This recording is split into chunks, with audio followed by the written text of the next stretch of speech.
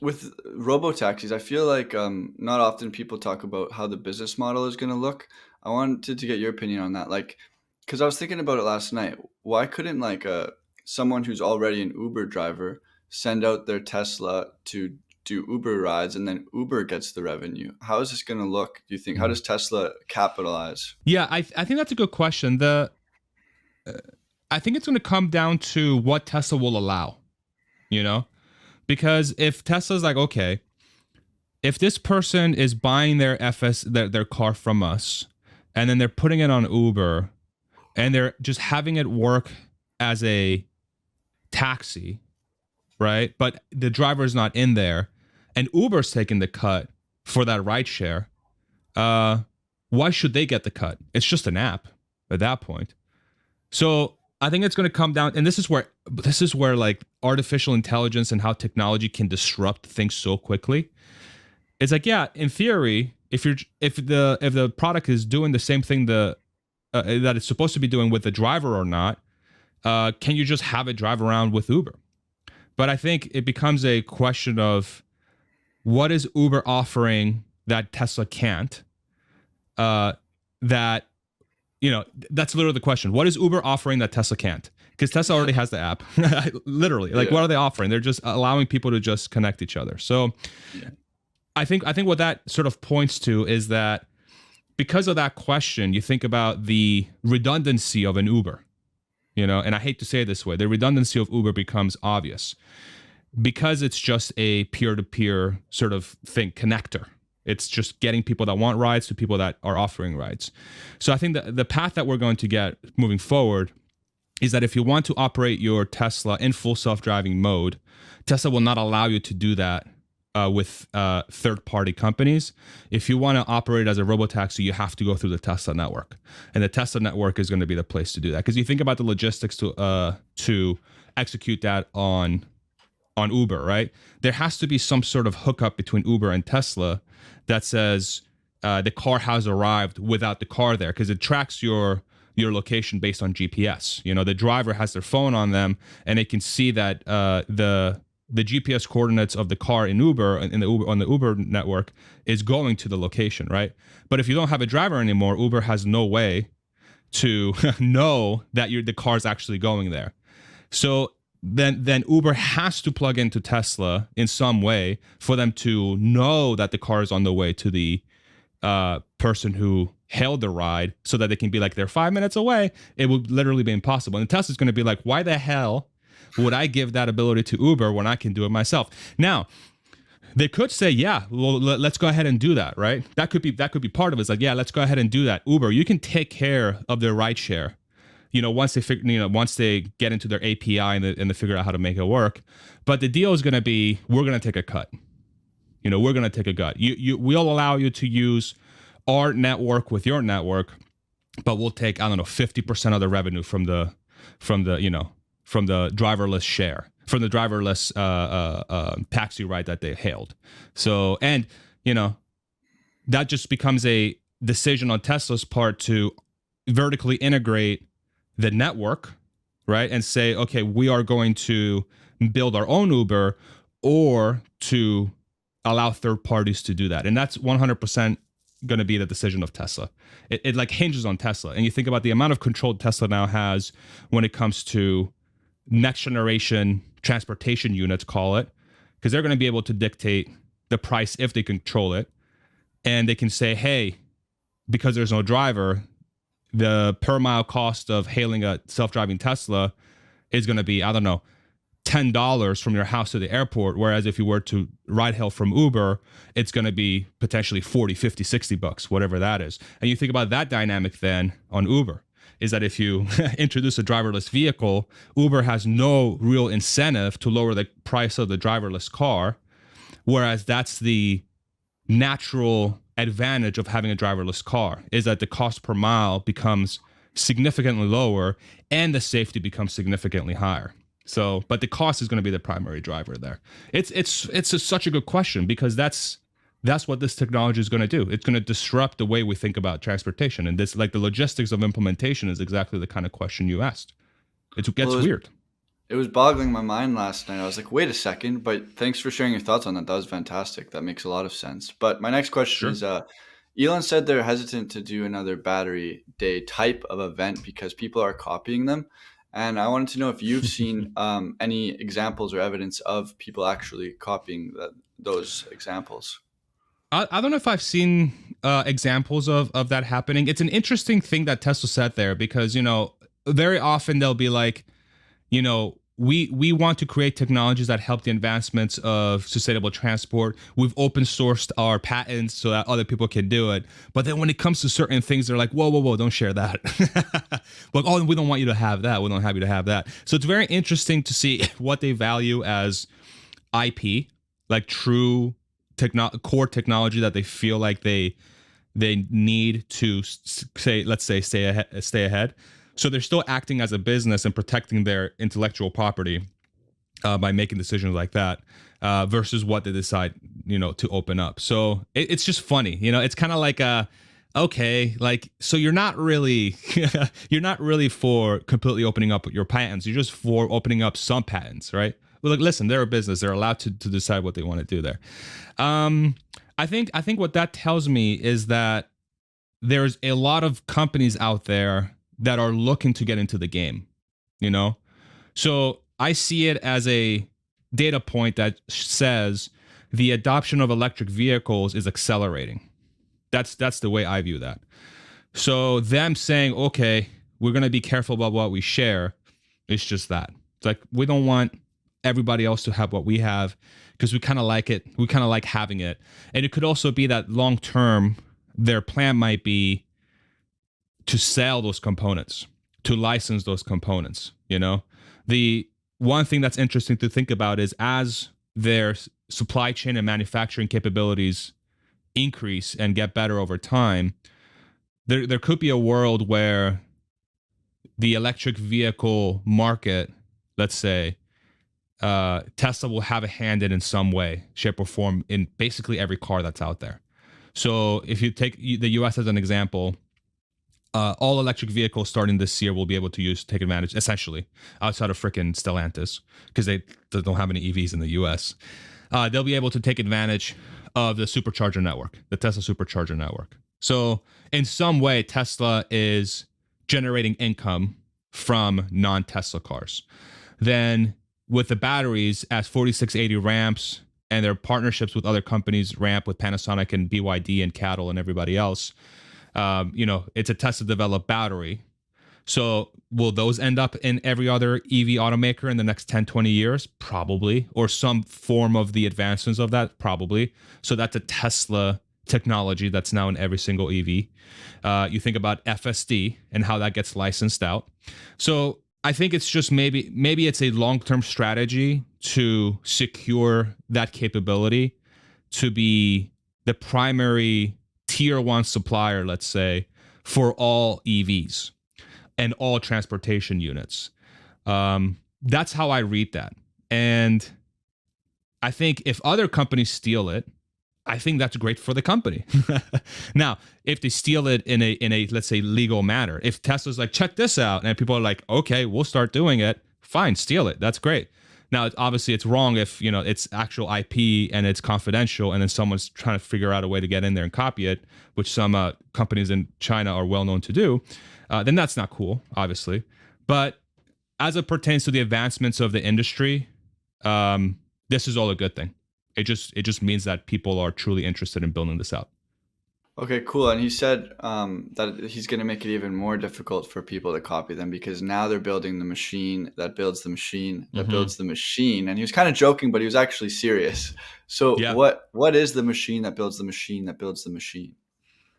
Yeah. To me, it's the way I read that is that they have new technologies as it pertains to manufacturing, where you have a manufacturing process or steps in the process or actual machines in the process that are literally building the machines that Tesla will bring into their factories that will also build the machines. Or he could be talking about the bot. I don't know.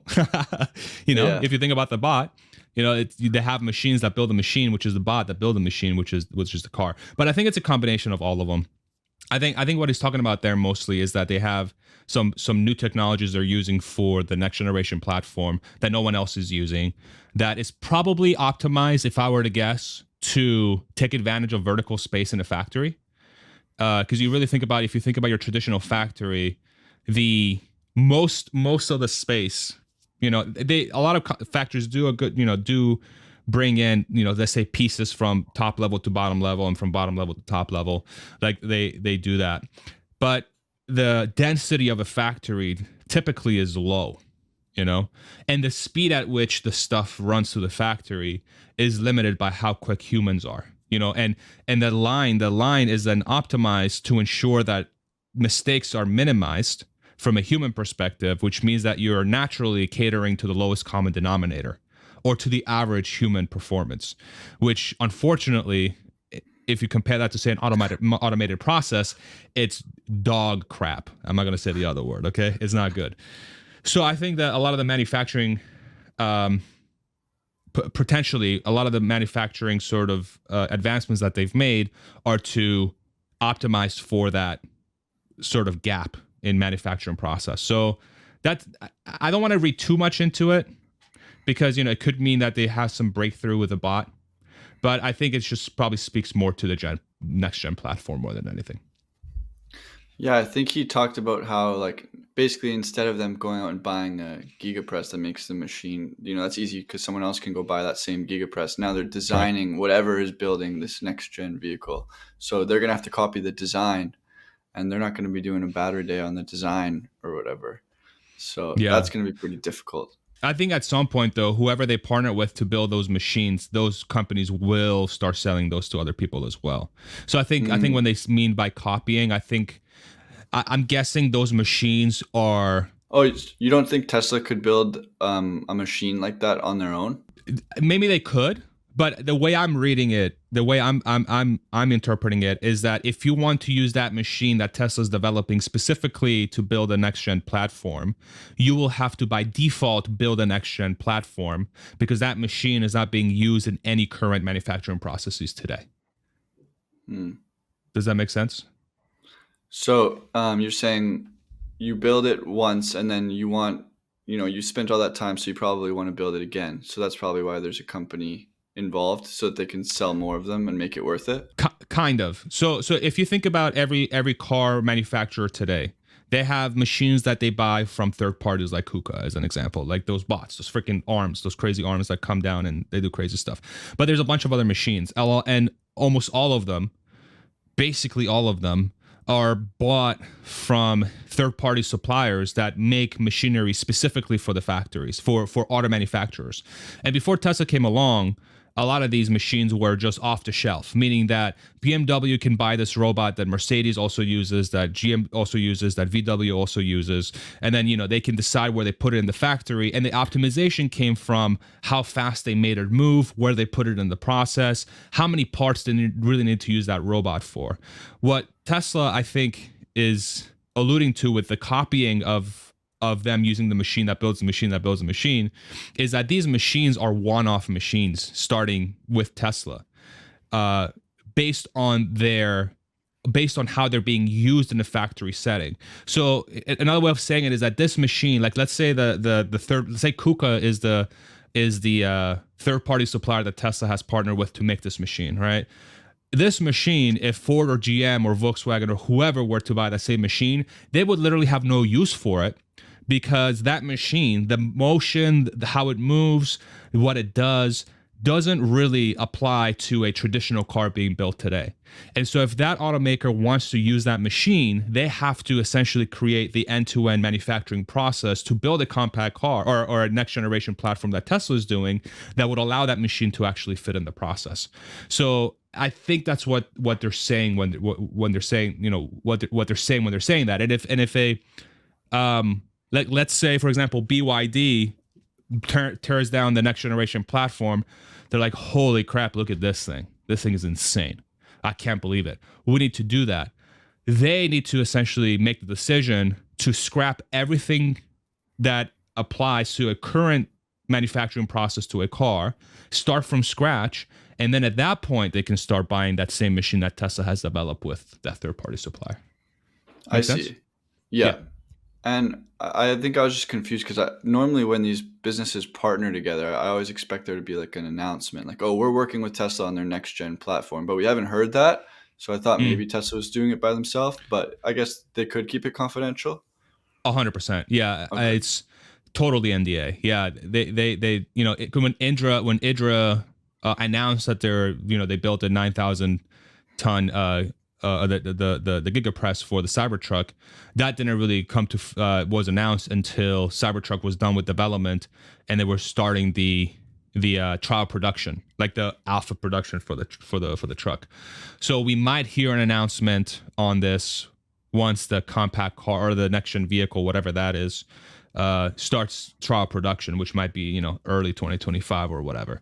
And at that point, it'll be like, okay, wow, that's crazy. Like, okay, I'm gonna start buying that because it looks great, and I'm gonna start using it for a next generation vehicle platform. I see. But I wanted to know maybe what your biggest takeaway from the earnings call was. Um, yeah, my takeaway from the call was that it was I don't know, it just felt more positive than usual, and the vagueness was very notable.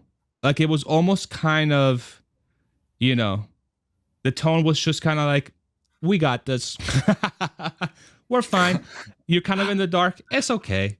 You'll be fine. We'll be bigger than everybody. Just chill. Just kind of hang Yeah. out. We'll see." Um, I found it interesting. Now there were two specific data points that I don't think they shared before that was really really interesting, and I thought it goes under the radar because again Tesla has a tendency to overpromise and underdeliver with some of the stuff. But we have a concrete timeline on when they expect the next generation vehicles to start being produced, which is late next year. And there was a, let's say, optimistic time frame on the first spots that will be sold, which was also next year. So that was really cool to hear. Now let's wait and see if they can execute against that. But now that you put that within the context of everything else that I've been saying in these last few calls, where it's a lot more tempered, it's a lot more subdued. Some may make the argument that they're sandbagging a little bit, but you put that within the context of what they just talked about with the next gen platform and the bot, it kind of gets you excited. Now they could also be doing that to throw a carrot out there for people that are sort of dismayed by some of the tone from the company as of late. But I thought it was really cool to hear those concrete timelines from the company about the next gen platform and the bot. We'll see if people start working this in their model, how they're thinking about how many units these the next gen and the bot will sell. But I don't know, man. I don't think the general population is ready for what's about to happen because the compact car, the next generation car, I don't care if it's Tesla or whoever else. You think about a transportation unit that with a federal EV tax credit in the United States will likely be under $20,000 that will require no gas, basically no maintenance and can drive itself. What does that do to transportation? It just makes it a really weird concept. It just completely changes the dynamic of how we interface with a car. It just changes completely. And I've been thinking about this very, very hard these last few days. You think about a car today and what we look for when we buy a car. What do we look for? What do we think about? We think about that's this. I want to speak for myself, and I think a lot of people would share my sort of thoughts as well. We think about the looks of the car, the driving dynamics, the braking performance, the response from the accelerator, how smooth it feels to steer, the suspension, comfort, safety, how much room it has, the luggage, and what kind of infotainment system it has, the knobs, maybe how they feel, how the trim feels on the car, how it looks on the interior, right? When cars start driving themselves, I feel like most of those things go out the window and people will focus strictly on comfort and how much room it has. and then everything else gets replaced by something else. Because then a car that can drive itself essentially becomes a room, like a four wall, with a ceiling room that just happens to take you from point A to point B. And so you think about the dynamics of what do you look for in a room that you want to be in. You want to have things that entertain you. You want to have things that make you feel comfortable. You want to have things that make you feel good to be there, to be happy. But it's very different than a car, because with a car you're interfacing with the actual driving. So the car is built to like keep your stress levels low while you're driving a missile down a road, trying not to get yourself killed while someone else on the other side of the road's coming at you at 65 miles an hour, and the only thing separating you is a freaking line on the road. Like, that's what cars are designed to make you feel good doing. Okay, you throw that out of the window, and then you're all of a sudden, like, say, like a plane setting, let's say like a private jet or something. That's how the dynamic changes. And every single auto manufacturer out there hasn't even begin to think, in my opinion, in earnest, about what that looks like in a world where the driver is completely taken out of the equation, and now the entire car becomes completely self-driving.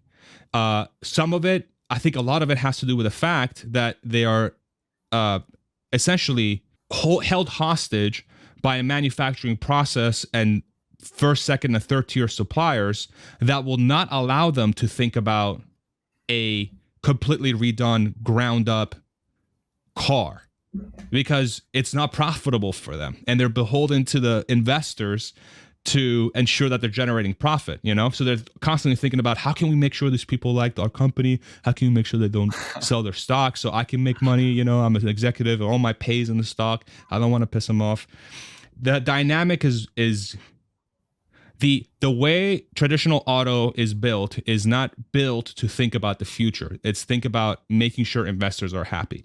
And when you do that, generally speaking, investors are not, they're risk averse, and they are unwilling to buy ideas that could impact their ability to retain wealth and to grow their wealth, out of fear that that the risk you're taking will fail, right? So that's, yeah, I don't even know how I got here, but I got here. Well, I mean, yeah, Sorry. like it, it doesn't make sense. The fact that they said on the earnings call that the OEMs don't even sound interested in licensing full self-driving. Elon Yeah, said good point. he doesn't even think that they think it's like real and good and Yeah, at the level that it is. I mean, I liked what you were talking about the space and the comfort in the vehicle. It got me images of like a treadmill in your car, and as it's like sure. driving somewhere, you're just running, or you have a piano. Like, there's going to be so much space. Obviously, it's probably going to be optimized for seats, but there's really limitless potential, especially if you own your own Robotaxi. You could custom that thing all you want. It'd be pretty awesome. You could do a pizza parlor and deliver pizzas while it drives you from house to house. I know that that's a topic that's been discussed over the years, but yeah, I mean, it's amazing. But it would take 3 to 4 years for these companies to integrate Tesla's licensed software and hardware into the vehicle to get these things up and running. And you're right, they're tied down by all sorts of different legacy models, and I guess that's why they're not talking with Tesla about it. But I Yeah, know a lot of people were hoping for licensing this year in 2024, and I think that got kind of shut down on the earnings call. But yeah, Elon also said that he's up till midnight in the lab with Optimus bots. Did that get you excited? What did you think about that? yeah, of course. Yeah, that got me Yeah. excited. I think the real quick before I talk about bot, if someone's thinking about making a robotaxi product, just make a pregame taxi. Okay, a pregame taxi. So for people that, let's say, go to college or like to go out, on the weekends, how many people use Uber to go to the bar? I would say probably Uber's clientele on the weekend to go to the bar is it's probably like 50%, if I were to guess, on the weekends. All right. Once you have self-driving robo taxis, people can just drink. There's no person that's supposed to be responsible for the car. The car just drives itself. Cool. What can you do? Have a freaking mini fridge in there or something that has drinks in them, or a fridge, and then it's like, or like a vending machine, and then people buy, and then it gives them a drink, and then people just have music. They have 6 speakers. Maybe you have some games in the Robotaxi people can play while they go to the bar, and then they're freaking lit by the time they get to the bar. That's like, okay, that's a use case for, it's like making limousines into a thing that everybody can afford. And that's how I want people to think about self-driving cars, is that is where we're going. That's the kind of dynamic we're going to have. With the bot, the what's been interesting to watch is just how quick they're progressing on their development. It went from person dancing in a suit to robot being able to handle an egg and moving it around and being able to fix its mistakes and folding clothes in the span of 2 years. And it's using the same exact architecture that the car is using. It's crazy. It's absolutely insane. The way I'm trying to think about the bot is, when it comes to fruition, it's going to break everything we've sort of, how we think about labor. We're going to have to adjust. It's going to disrupt so many things, to the point where I almost think the bot near to medium term is going to be incredible for a lot of things, but I think it's going to create a lot of chaos in society, because because the crisis of meaning will accelerate as more and more things are being done by robots and AI and automated systems. One of the bright sides is that it frees up people to actually do what they want and what they love, so they have more fulfillment in any given minute on any given day. But at the same token, people still need to survive. People still need to feel like they have a secure future. People still need to feel like that it's worth it. Like, I'm here for a reason. Like, I'm actually enjoying it. And as we transition into that time, I think we're going to have a lot of chaos. And I think in the end, it'll be a really good thing. But the bot's release, in my opinion, will be the first catalyst to accelerate us towards that end goal. But it's going to get weird. It's going to get really, really weird. And I think more people are going to start paying attention to it, because once people see it in action, that there's this robot at your house, cleaning your house, mowing your lawn, folding your clothes, cleaning your dishes, moving stuff around for you, I think people are going to be like, okay, do I pay a maid $250 a week to come to my house, which is basically $12,000 a year or whatever it is, or do I buy a Tesla bot or rent a Tesla bot that can do that and then some? And that's when it starts getting weird. Or, the example I like to use is with a security guard, which I know Warren Rettig is one of the guys that sort of brought this up really early on. Would you rather pay a security guard $30,000 a year to, $35,000 a year to patrol an area and have to worry about healthcare, security, and all that stuff? God forbid something happens to that person. Or would you rather pay a bot to just walk around and do that surveillance for you? It starts getting weird. Yeah, it's a pretty easy choice for an employer. And yeah, the bot's Sure is. crazy. I mean, when I was growing up, the iPhone came out, and, parents say to me, they're like, oh, back in my day, we didn't have iPhones and stuff as I'm growing up. And it got me wondering when I was little, like, what's going to happen for me? Like I kind of thought I was living in modern times, and now you have humanoid robots coming, and I'm going to tell my kids, back in my day, we didn't have Yeah. humanoid robots. Things are going to get weird. And I didn't get a chance to respond to your Robotaxi ideas, but that got me thinking you could have, individual businesses. Like, this business has a fleet of Robotaxis that are mini party buses, as you talked about. This business Yes. has a fleet of Robotaxis that are like, you can work out inside. So when people are ordering a Robotaxi, they can be like, oh, I feel like working out, I'll get a workout Robotaxi. Or like, oh, I want to drink, I'll get a party bus Robotaxi. I mean, the possibilities there are pretty cool to think about as well. 100%. Yeah, I think that's where things get weird. Now, that I think that one thing we have to keep in mind is that, depending on the practice, we still have to worry about, like, road conditions. Like, is it really a good idea to say bench press, let's say 250 pounds, when you're going through a road that's filled with potholes? I don't know if that's a good idea. I I feel like was that's a not recipe for thinking, disaster. yeah, I Yeah, was not but thinking bench press, but that would be yeah, crazy. but there might be other use cases. You know, there might be like there might be a business case here where somebody's like, okay, we need to come up with exercise equipment that can work in that environment that's safe for the user. Boom, I you have a brand new industry. I bet you Emmett Peppers could bench 250 in a moving Robotaxi. Emmett Peppers looks like he can bench 2,500, bro. Well, Farzad, I want to thank you for coming on my channel today. I mean, I've been watching you Sure. for years. This was a real treat. And yeah, anything else you want to say? How would you tell my subscribers to subscribe? How would you do it? Do you want to yell at Okay. them? That'll Right intimidate them. here, click and we'll scare them. Ready? Click subscribe now, or I'm coming to. Subscribe. Yeah, subscribe right now. Yeah. No, thank you so much for having me. Great discussion. You do great work. Thank you for all the kind words. And yeah, it's an interesting time to be following a company like Tesla. And yeah, fun is guaranteed for sure. You Yeah, know.